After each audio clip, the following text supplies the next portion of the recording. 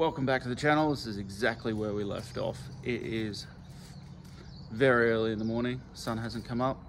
We're about to head off to a track day and see exactly what's going on with my bike, find out if I fix this quick shifter, and we're also going to make sure that I've got those handlebars in the right spot and I'm feeling the changes from moving my body weight to where I want it to be. Stick around, let's find out how it goes.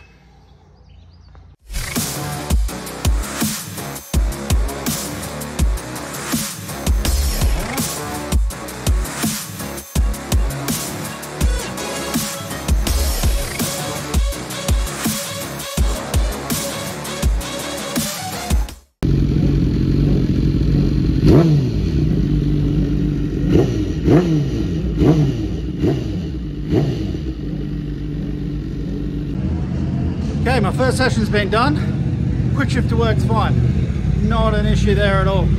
So really happy with that. I'm now going to go pay for the rest of my day because I got here on the proviso that I could test my bike for a session. If it worked, I pay.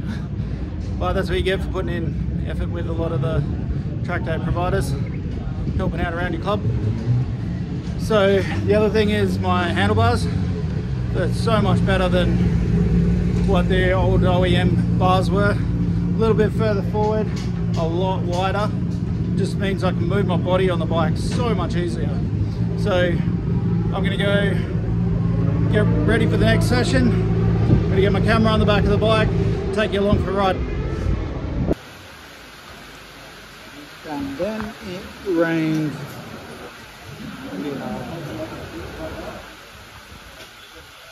And I didn't bring wets.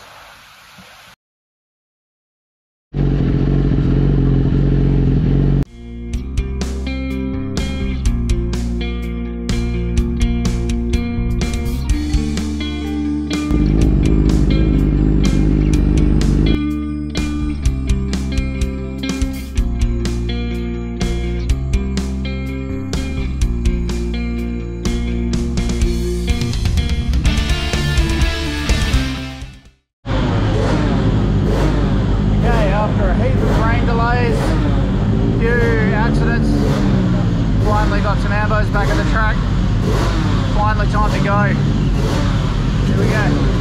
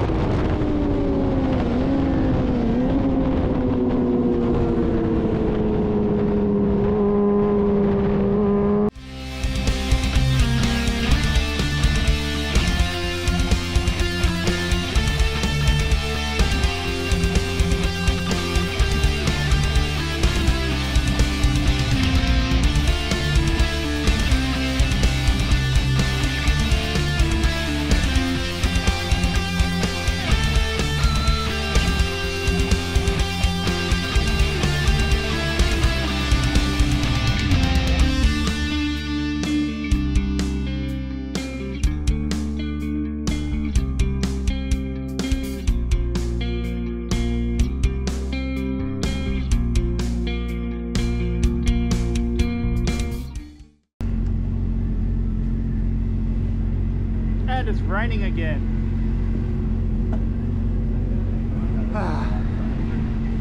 hopefully it dries up, we'll get out again. At the moment it's very expensive in 2 sessions. Okay, third session, still a bit damp. It did rain at the end of the last session, so take it easy, see what it's like out there. I might just be coming in pretty quickly if it's too damp on track, but see what it's like out there.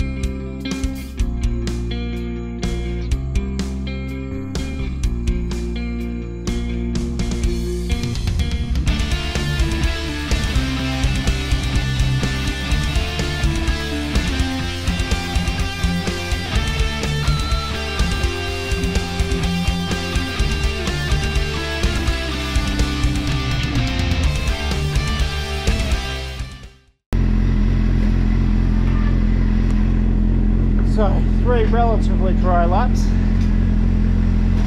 Both bikes still working well, so I'm pretty happy. Love the new handlebar positions. Just makes it so much more comfortable to ride out there. A bit comfortable, you can go faster, easier. So yeah, really happy so far. Wish I could have got more track time today, but can't be in charge of the weather.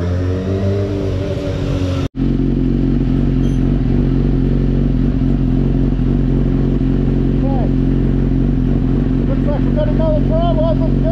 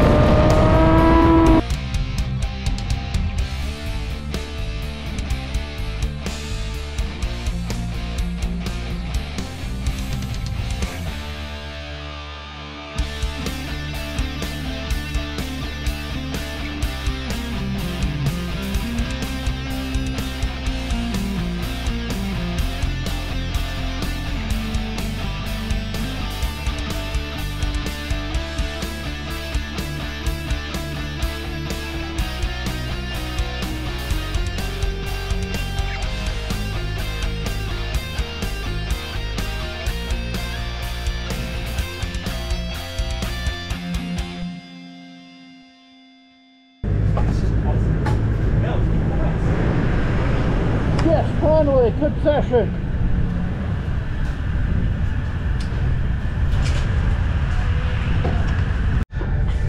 Oh, just as everything seems to be going alright, got to put a massive hole in my glove.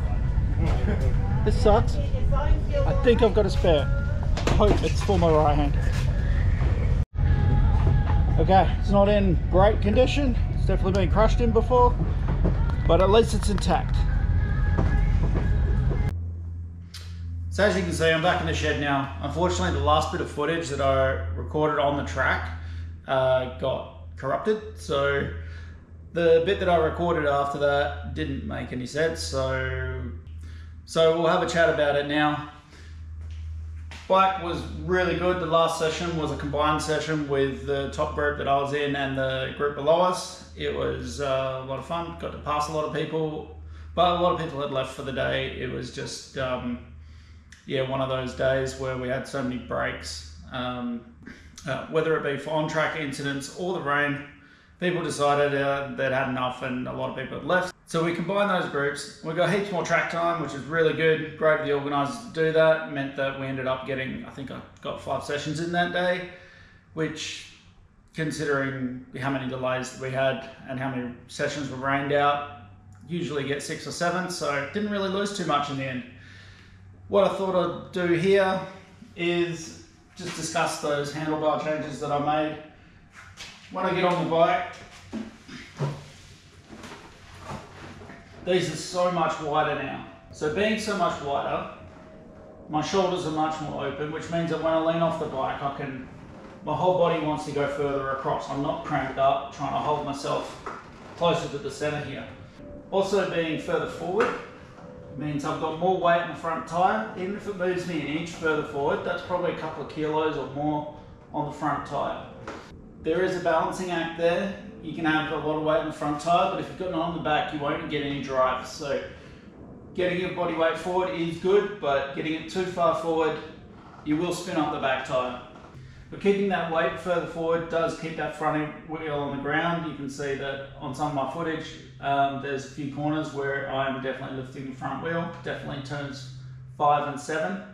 Always lifting the front wheel there, even when I'm on the thing. I do have to adjust my technique. I do need to use this rear brake a little bit out of those corners. Okay, here's one of the old handlebars. There's the new ones. Let's put that across there. Now, see that little stop in there? That usually sits about there.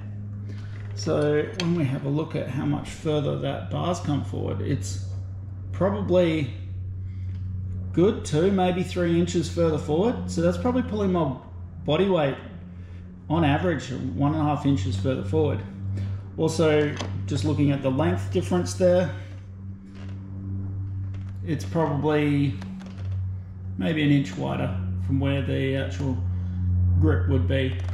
So the other thing that happens when your handlebars are like this, when you go around a corner, especially say on this handlebar off to the right, your wrist can't turn that far. Now you can do pistol grip, but you're still up against the limits of how far your wrist can turn. It can turn generally right this way, but not that way.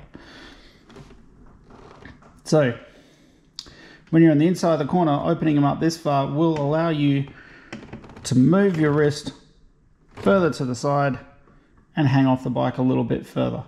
Makes it way more comfortable, and it's a great way of reducing arm pump. When you think about why the manufacturer would have the grip like this standard, when you're riding upright, your wrist can turn like this. But when you're riding in a race situation, you're like this. Your wrist can't turn that much. So manufacturers can have them nice and tight standard because the majority of people aren't racing the bikes, and they know that most people that do race will go put a set of aftermarket clip-ons on so that they can actually ride in a way that does make them a lot better. I was watching Moto 2 recently, and you can see that a lot of their grips are almost at right angles. It's amazing how flat their bars are. The other thing I'll mention about these handlebars, these are a lot further down, so that gap there gets the mass of my upper body down about 10 more millimeters. Again, helps keep my body on the tank and allows me to support my weight on the tank, which means a lot less fatigue. So that's where we're going to leave it for this video. I've got some more very exciting news coming out. This thing is going to the track very shortly. Going to be down in Collie for 2 days.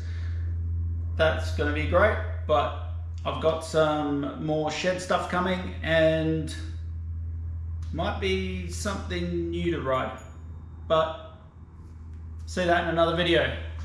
Until next time, keep it pinned.